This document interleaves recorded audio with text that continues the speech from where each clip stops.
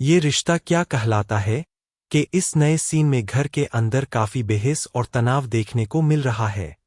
घर के बड़े सदस्य मायरा और कबीर की सुरक्षा को लेकर बहुत चिंतित नजर आ रहे हैं और वे फौरन सबको सामान पैक करके वापस घर लौटने के लिए कहते हैं।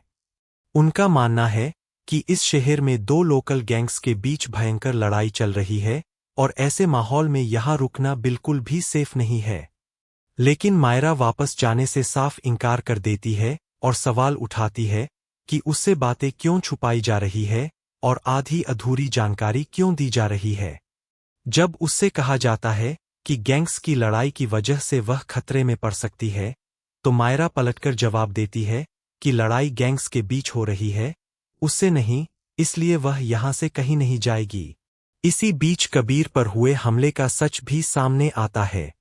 कबीर सबको बताता है कि उसके पीछे किसी ने गुंडे नहीं भेजे थे, बल्कि कॉलेज के कुछ बदतमीज लड़के आंटी से रूड हो रहे थे और वह खुद ही उनसे जाकर भिड़ गया था।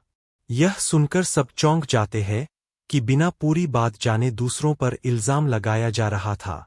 जब मायरा को यह कहकर शांत करने की कोशिश की जाती है कि बच्चे ज्यादा सवाल करते हुए अच्छे नहीं लगते, तो मायरा कहती है कि आप ही कहते हैं कि उत्सुकता अच्छी चीज होती है और वह अब कोई छोटी बच्ची नहीं है जो इस तरह भाग जाए।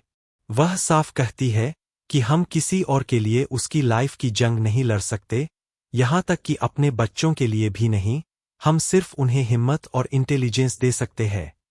अब देखना होगा कि एक तरफ जहां मायरा और कबीर की दोस्ती बढ़ रही है, वहीं दूसरी तरफ अरमान और राघव की दुश्मनी इस कहानी में आगे क्या नया मोड़ लेकर आती है।